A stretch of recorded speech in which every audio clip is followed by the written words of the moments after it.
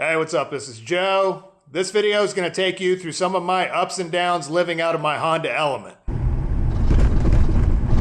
Dealing with cold nights and closed roads. Well, I guess I ain't going here tonight. Waiting for spring to finally arrive in the mountains of Virginia. This cold weather is kind of getting to be a drag. Attempting to get back on a motorcycle. Adapting when plans fall apart. And trying to live as cheaply as possible in the meantime.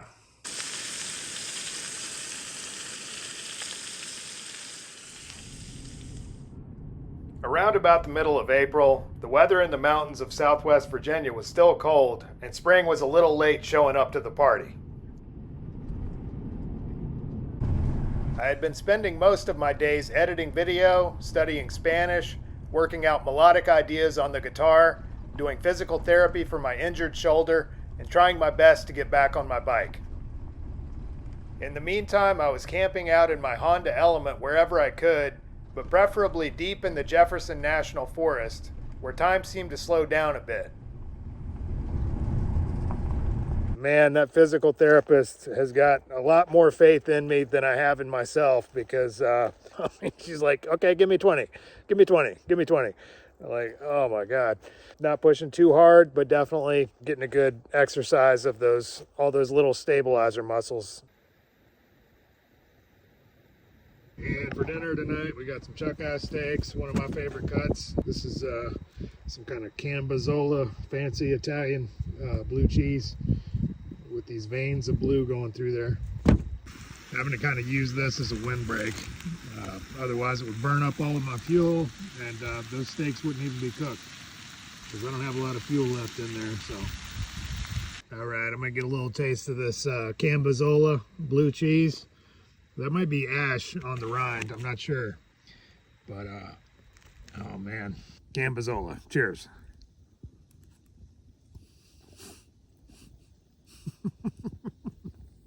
Creamy, nutty, nice buttery texture. That is really the perfect blue cheese to put on top of a steak because it's not too strong flavored, really mild. One of my hobbies when I'm in town is to go to the cheese section of this grocery store and look for stuff that's reduced, and you can find some pretty good deals on some awesome cheeses that way. A little bit of steak, a little bit of Cambazola Black Label. It's perfect. Man, one of the things I am absolutely loving about this car is all this flat areas to set stuff. I mean, even little ledges and stuff like this. I pushed that driver's seat up just so I got a nice place to stick my shoes that are not going to be too close to my bed type of thing. It's pretty cold today, 40 something degrees. So I got to do some editing. So I'm just going to sit down inside of my nice cozy Honda Element. A couple of pillows. Be good to go.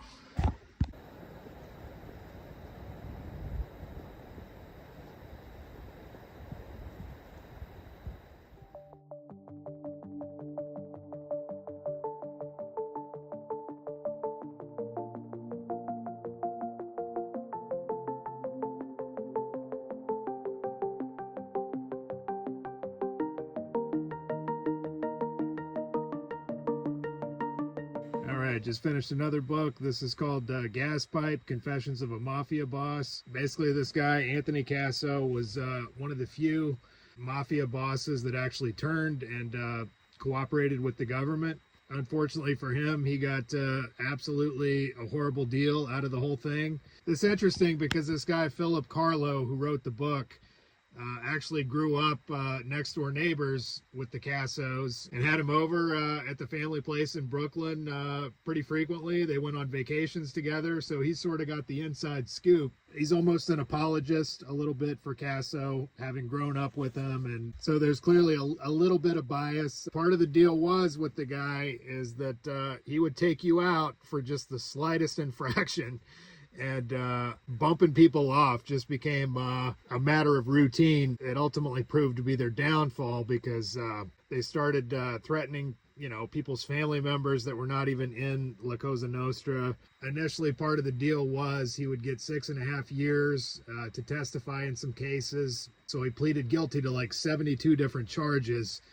And ultimately, he was never called to testify simply because he was a boss. He was particularly ruthless and had a lot of blood on his hands himself. And long story short, he ultimately got sentenced to something like 13 life sentences plus 455 years in the hardest prison in the United States, ADX Florence in Colorado, where they send absolutely the worst of the worst, you know, on lockdown for most of the day. It's just like absolute hell on earth, apparently.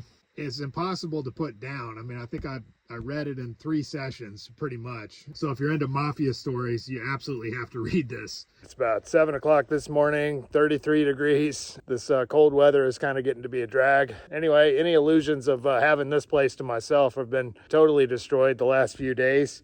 They're doing some construction, putting in some big drainage pipe, I guess a few miles down the road. In addition to that, there have just been cars passing by like maybe every 30 minutes to an hour. This morning, a guy pulled up at 5 a.m. in like a Subaru Outback or something and just parked right there and stayed there for about 5 or 10 minutes, turned around and went back down the road. So I don't know, maybe he got lost. I guess everybody has different reasons for coming out this deep into the woods. So I'm not going to speculate on why he was out here and what he was doing. A lot of the times it's to hunt if you see somebody on these roads really early in the morning, but it didn't appear to me that he was doing that. So God knows what the hell was going on. It gets to be annoying when you sort of have this illusion of solitude, and then people are always coming by and wanting to talk and ask questions and stuff. I'm a pretty gregarious, outgoing person, but when I'm in the woods by myself, I kind of like to be left alone. I'm heading into town. I got to get some supplies and get a video uploaded.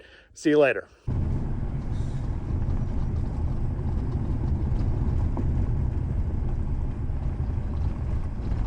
All right, so now I'm going to go to the rec center in town where I like to go to take a shower and do my physical therapy. Being a member of the town, I got a free membership. I'm instituting a no Slayer policy. Anytime I listen to Slayer and go to the gym, I'm training too hard. And last time I overdid it and could barely move my arm for about 3 days. So no Slayer, unfortunately, this time. Anyway, we'll see you later. After banging out another PT session, I went to the town library and uploaded my video, then stocked up on supplies and headed to a public park to see about dinner. This is a Vagabond meal if there's ever been one. Basically, back to rotisserie chickens. It's just the cheapest way to eat. $6.99, lasts you all day long. This stuff was on sale, but it's normally kind of expensive, which is an Indian spicy butter chicken sauce. I've already tried it. It's not Indian at all. And an Indian person would absolutely be horrified by this, more than likely. It's a simmer sauce, so it'll just have to do. And what I'm going to do is break up the rest of this chicken, throw it in a skillet, and then kind of simmer it in the butter chicken sauce. All right, there we go. It smells pretty good. It's definitely a lot better heated up. Before I was just dipping pieces of chicken in it cold. It wasn't so great, but you gotta heat it up. I did my dishes in the park and headed back to the spot I was at the night before. It was really just about the perfect place since it was so close to town, and I'd come to depend on the solitude and convenience of being out there. Well, I guess I ain't going here tonight. There've been a bunch of construction equipment and stuff going up and down this road, and I guess it's a no-go. It'd be another 2 weeks, they said, before they finished the road. Yeah. Since most of my other good spots were about an hour's drive away, I headed back into town and prepared to hunker down in a Cracker Barrel parking lot. All right, we're gonna try the Cracker Barrel parking lot tonight. I'm not as crazy about this. That guy got the good spot under the tree. I don't know if these lights are gonna go off at some point. I certainly hope so, but we'll see. Already it's super noisy right next to the highway. I can tell already this is not going to be one of my favorite places to stay, but I've stayed in a lot worse places, I'm sure, on a motorcycle in the middle of a truck stop with bright lights shining on you. Fortunately, the sound of the highway wasn't nearly as bad inside the car. I put up the blinds and blackout curtains, then read my book until I passed out. And there she is. All right, amazingly, the light and noise wasn't that bad. Last night I did have to close the moonroof and the side windows, so not a lot of good ventilation. It's absolutely smoking hot in here right now, so I'm going to get this operation packed up and get started with my day. My first order of business was shopping around at all the local grocery stores and seeing if I could find any discounted meats. Having survived on a steady diet of rotisserie chickens for the better part of the last 7 years, I wasn't too keen on the idea of having to force down another one, no matter what kind of sauce I had. Well, that grocery store was a no-go, unfortunately. Didn't find anything good on sale. The only thing were like these big like chuck roasts type of thing, which you can chop up and make into a pretty good steak, but just kind of sounded like a bunch of extra work to me. So I'm going to another grocery store up here. All right, well, unfortunately, that was a washout too. Sometimes you can find some really good deals, other times not so much. Anyway, I did find a set of like 5 little pork chops for $5. It sounds like I'll probably be eating pork for the time being. I kind of prefer beef, honestly, but it'll just have to do under the circumstances.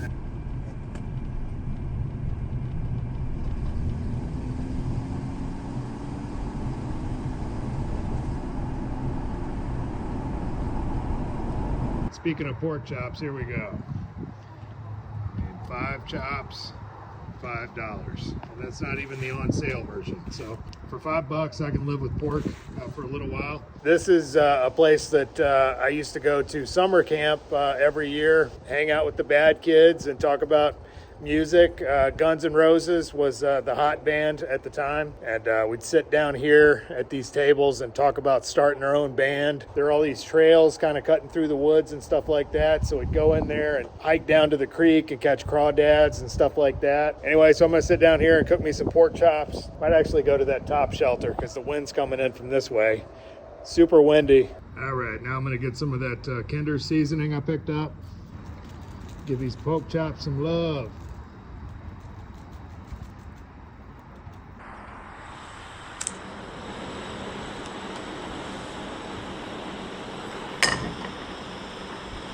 A little bit of coconut oil.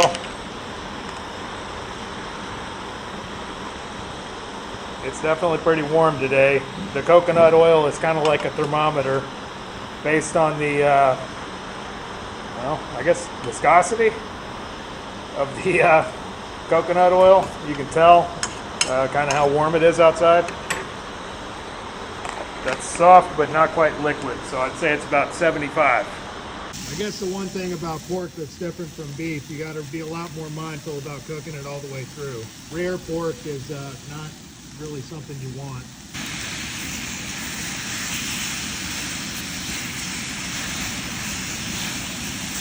All right, I guess to really do pork, you got to have a meat thermometer, but honestly, I'm seeing those juices coming through the top side now, so I'm going to call those pretty much done. Nice amber colored pork chops, hopefully cooked all the way through. Oh yeah. Yeah, I think that's cooked all the way through. Maybe a little overdone. I think a little overcooked probably. But good. Man, this is not the playground equipment we had when I was a kid out here. This looks pretty crazy. Jeez, I would have loved climbing on that. We would have climbed to the top of that and fallen right off and busted something.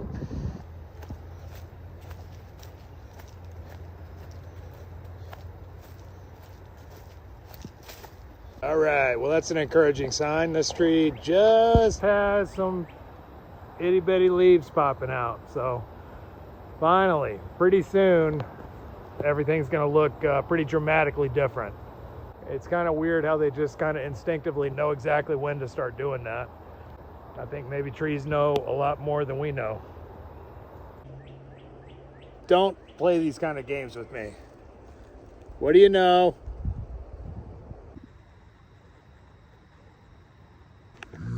Here we go. Yeah, I remember this vaguely. I'm sure that bridge has totally been rebuilt. Creek is looking very low.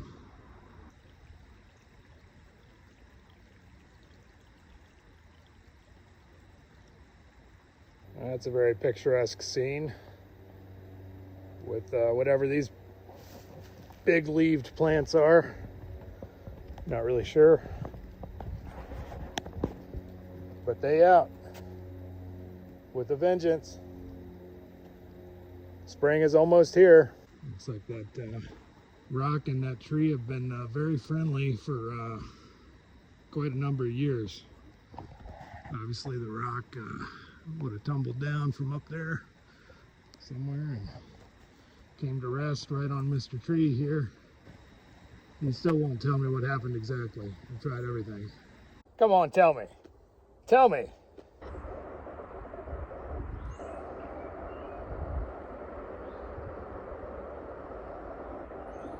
All right, that was a pretty productive day. I ate some good pork chops, went on a hike, worked on my computer.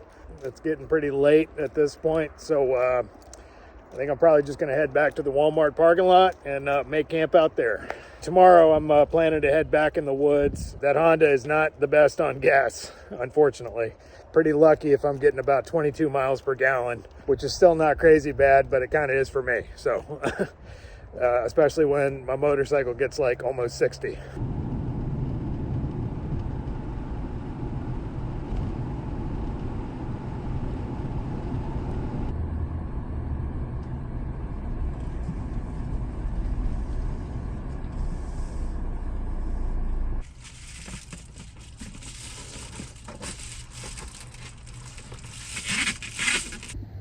Yeah, the one thing that this car really has going for it is it does not look like a car that somebody's sleeping in. By contrast, some of the people that have showed up here are like just so obvious, show up in these like jalopies that look like something out of Beverly Hillbillies. And this just kind of looks sort of nice and neat, and wouldn't really think somebody'd be sleeping in there. I wouldn't. All right, so I'm out here trying to tighten up my skills, doing some parking lot drills again. Yeah, I got a lot of work to do, especially with the shoulder. There are just certain things. Doing really tight corners is still kind of tricky, so initially a little frustrating, a little discouraging that I just can't do what I used to be able to do, but I'm just gonna keep trying it. You know, I've been doing this a few times a week for about 30, 45 minutes at a stretch. I spent the next couple weeks following the same routine of PT, making videos, venturing to some of my other spots further away, camping wherever possible, doing parking lot exercises, and attempting to get as much saddle time as I could on my bike.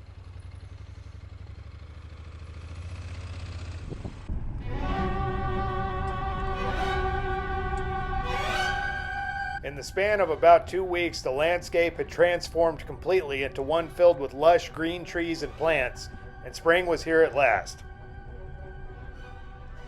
After waiting a little over 2 weeks, I drove out to my preferred spot, which was close to town, and damned if they didn't still have that road closed. With an empty belly and a virtually empty gas tank, I drove on to one of my other spots a ways out.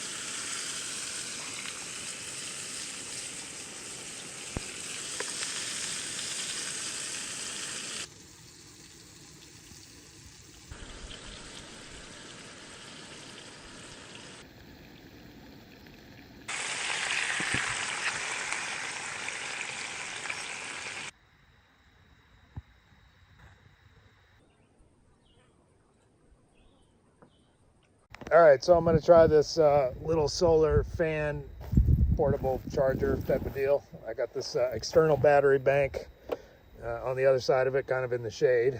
Kind of keep it as cool as possible. Definitely charging because those lights are kind of blinking the green light, which means that this thing is charging.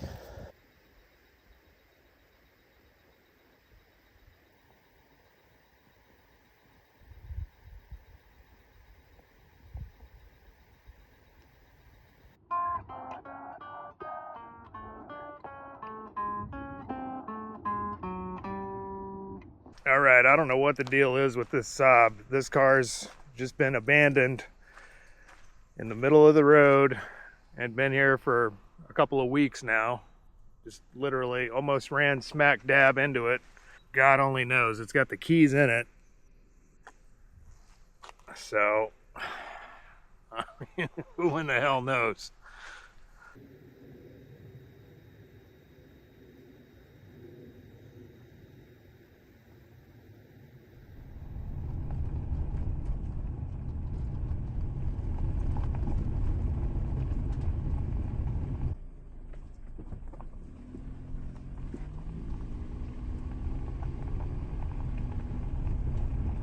At this point, my biggest concern was getting back on a bike full time.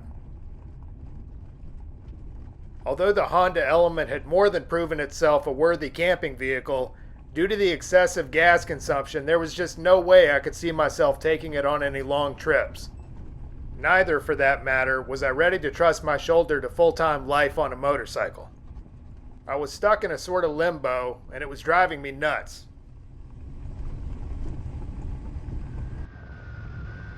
I continued getting on my bike as often as possible to try to tighten up my skills, so that hopefully someday soon I'd be ready to hit the road again.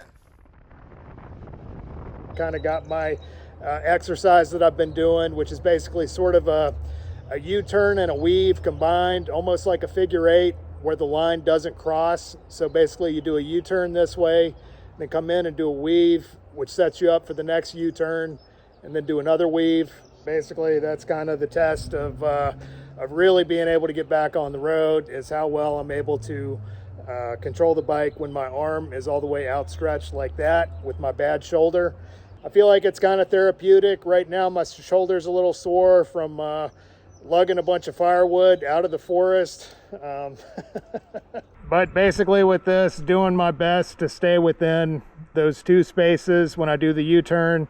I want to just be able to do it as smooth and fluid as absolutely possible, like it's second nature, without the instinct to have to like put my feet down or drop the bike or anything like that. Just smooth and consistent flowing, and then tighten it up later.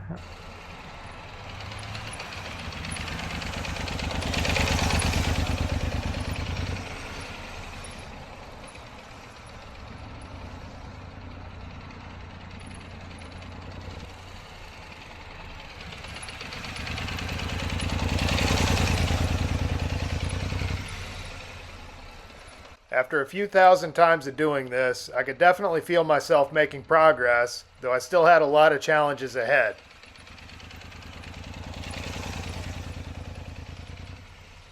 I have to admit, I got so into this that I burned through 2 full tanks of gas in a few weeks, mostly just out here riding in the parking lot.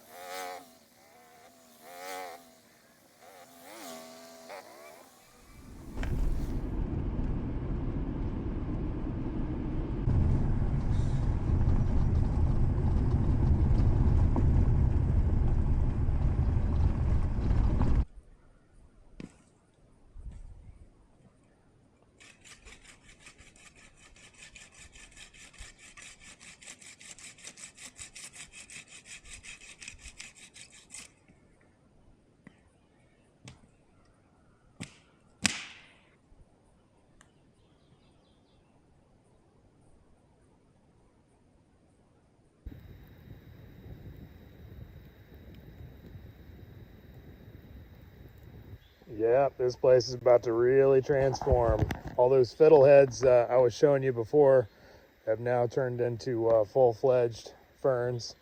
And once these open up, man, this whole forest floor is going to be covered. And makes it kind of hard to know what you're stepping into or possibly onto. All right, several people have been sort of suggesting actually cooking the steak directly on the coals, so I'm giving that a try. I've got a beautiful bed of coals right there. I want to get as much kind of burned crispiness on the outside of that steak as absolutely possible, because that's the flavor. All right, yeah, that looks pretty beautiful actually, and not nearly as kind of ashy as I was afraid it would be. It just looks nice and blistered where the fat is. So now I'm going to let that sit and percolate for about 5 minutes, kind of get all the juices circulating, and I'll check in with you later.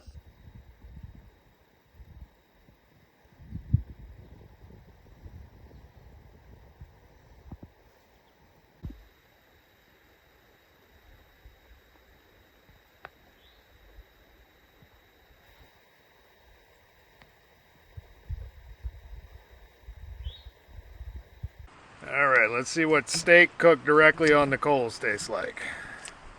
A little more well done than I like it. It definitely works. I really love the parts of the steak that get like nice and crispy like that. Those are the best parts.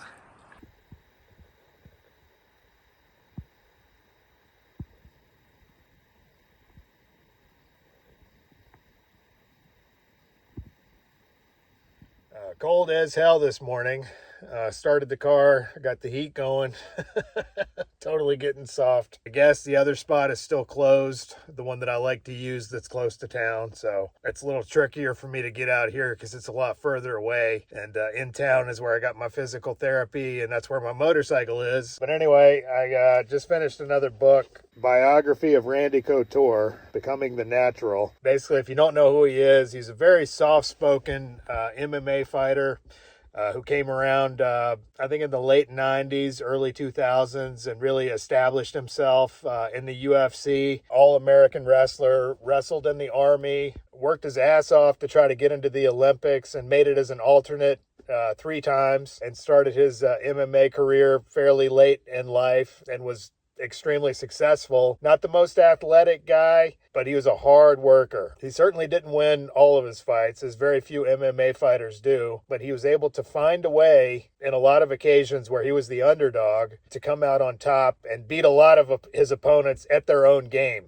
But I can remember seeing Randy Couture fight Vitor Belfort, who at the time was this lightning quick Brazilian striker built like a refrigerator, and just dismantled this guy, taking a conventional boxing stance and just totally took him out. But the thing I liked about this book is it's very well written. Even though it's co-authored, you really get the sense that you're hearing straight from the horse's mouth, and this is Randy's voice. And I ended up liking him even more after reading the book, just because he's so forthright about a lot of his struggles over the years, keeping relationships together, traveling around for competitions and stuff, and being sort of powerless over the temptations of the women that he encountered throughout his career, and talks about it not from a point of bragging about it, but from a genuine point of being kind of embarrassed and disappointed in himself, because ultimately it was that led to some failed marriages and stuff like that. At the end of the book, you're sort of left with a very sort of portrait of the guy that feels really accurate. Spring was here finally, and I had big plans as long as the universe would cooperate and give me what I wanted. I never had much desire for material possessions, just a reliable vehicle that can get me from point A to point B as cheaply as possible. The problem is, my point A to point B is a pretty long damn distance in the grand scheme of things. With this in mind, I felt like I was just about ready for my biggest challenge yet. Loading up my bike and venturing alone deep into the woods. So thanks for watching that video. Hope you enjoyed it. As you can tell by the condition of my bike, I've been out taking some short moto camping trips and kind of seeing how my shoulder does. So stay tuned for some of my first attempts at kind of getting back into the sort of moto vagabond life. As always, if you enjoyed this video, please hit like and subscribe. And as usual, I've included an optional donate link in the drop box below. for anyone who might like to contribute to this project. Otherwise, thanks for watching, and we'll see you on the road.